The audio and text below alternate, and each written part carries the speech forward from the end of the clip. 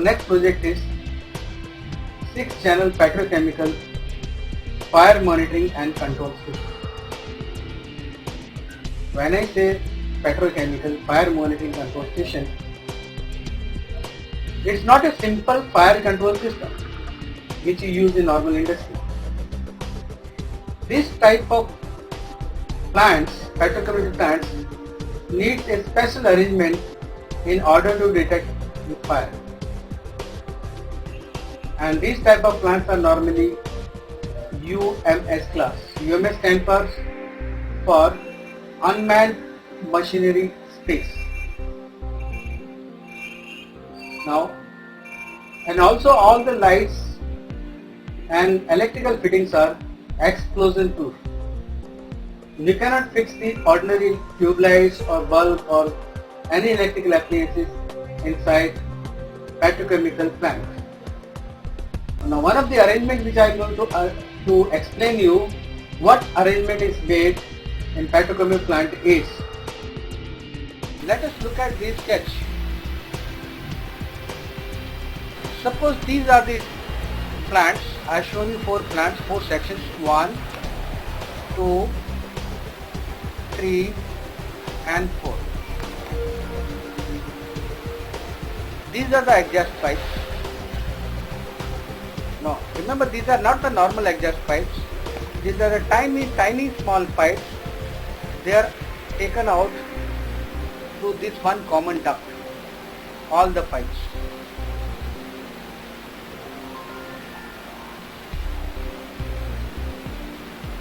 And in common duct, one exhaust fan always keep running.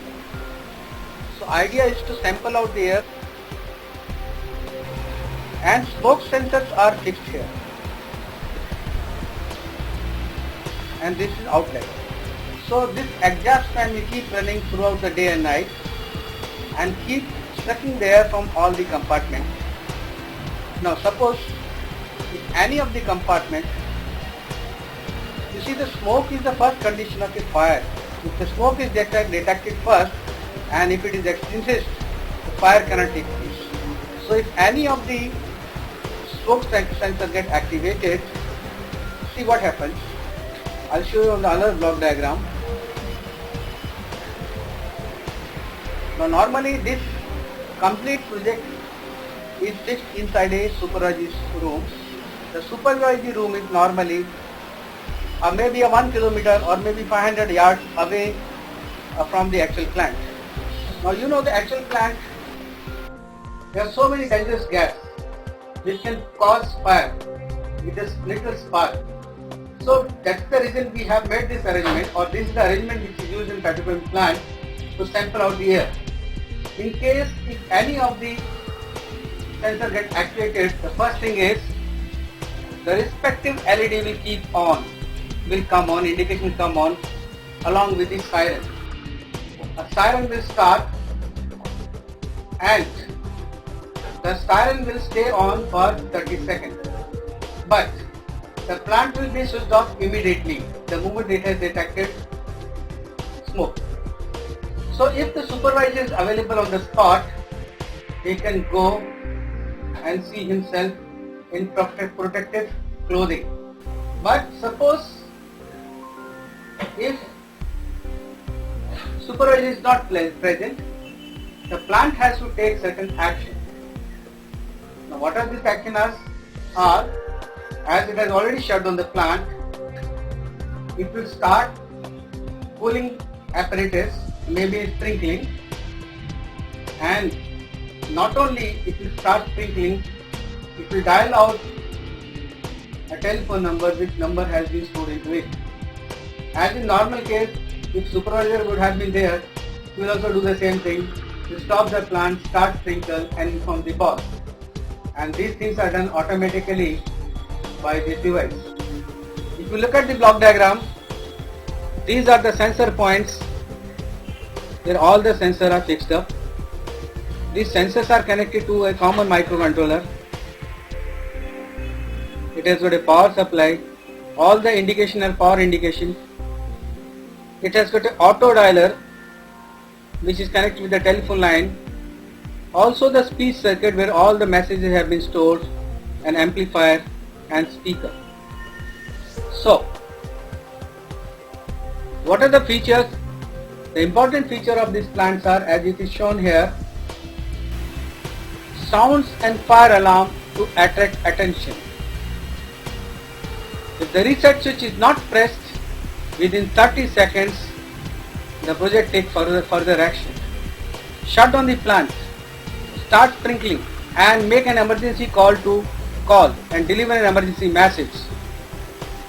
And remember, it's not going to make a single call, it's going to make 5 calls at the interval of 1 minute. And once all the attempts are over, it's again going to check the sensors. If the sensors are still activated, it's going to make another 5 calls till a person comes and attend to the fire. Now this I have explained you a brief description about the 6-channel fire petrochemical fire monitoring and control station. Now please stand by to have a live demo on this project.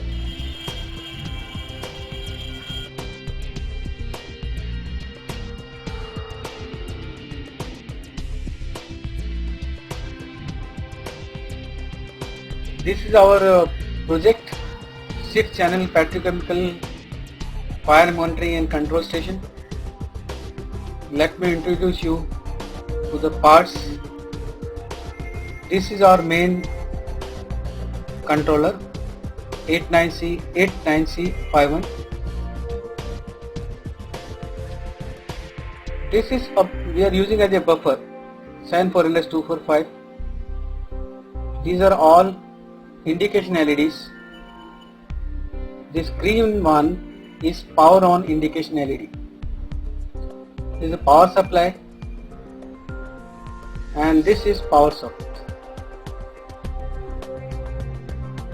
This is 7805 regulator because our circuit needs 5 volt regulated power supply. These connectors points are input from the smoke sensors 1, 2, 3, 4, 5 and 6.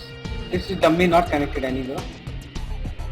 This 2 terminal gives out the power supply, 5 volt power supply required for sensor. This red wire is a plus 5 volt and this is minus volt.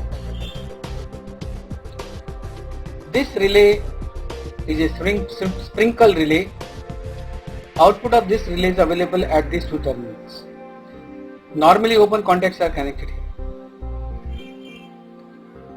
This is a speech IC where emergency message has been stored.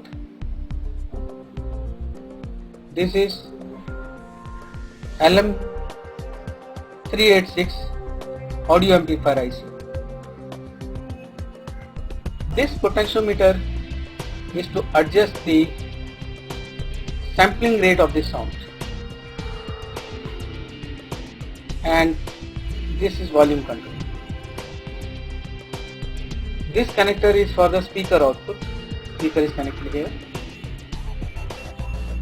This is siren off switch and this switch is for telephone number storage. Off hook relay and telephone dial relay. These 2 connectors where you have to connect the telephone line. A keypad through which you can store the telephone number. This relay is a plant on-off relay and connections of this relay are out from these 2 terminals. We have just connected one of the bulb to the plant on-off relay and another bulb to the sprinkle relay in order to show you that now the plant is on and now the sprinkle is on and plant is off. Similar way you can demonstrate this project in your college. This is a smoke sensor. This smoke sensor has got 3 wires, red wire, black wire, and this red and black wire 5 volt DC voltage, and yellow or blue wire, that's normally output from the sensor. To demonstrate this, we blew some smoke through this hole and see how it works in our demo session. So, this is a brief introduction to our project. This is 9 volt 1 ampere transformer. After we have soldered and troubleshooted the project properly, now we have to start and operate this project. So let us see the demonstration. First of all, we have to connect a telephone line.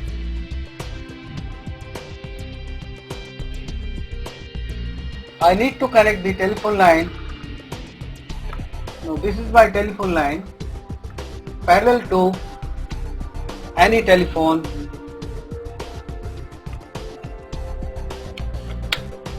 Once I have connected the telephone line, I need to check the voltage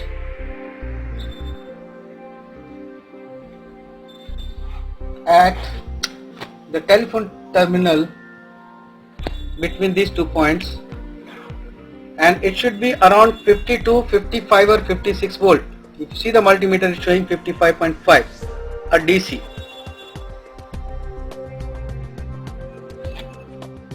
Once you find the voltage is proper, that means the telephone line has been connected properly. Our next operation is to store the telephone number. Now I am going to store my mobile telephone number. Press this button down. Now this button has got 2 positions, down position and up position. Down position is a on position and up position is a off position. Press this button to the down and then plug in the power supply.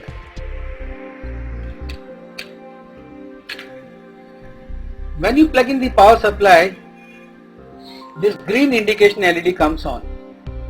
That shows the power is on. After that, we need to store the telephone number.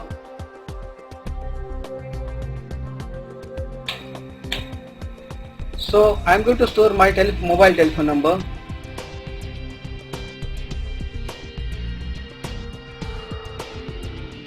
Nine 8 2 0 1 4 2 3 4 9.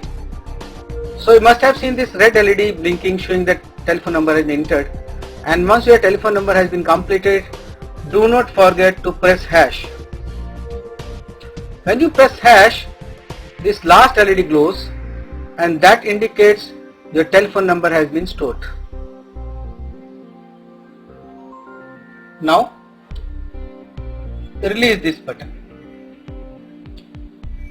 Once we release this button, this plant on indication bulb will come on. That indicates the plant is on and the process is going on. So let me check this apparatus by simply shorting 2 points or making some logic low in order to make you understand the logic of this circuit.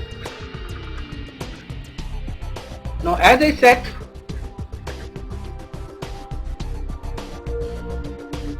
that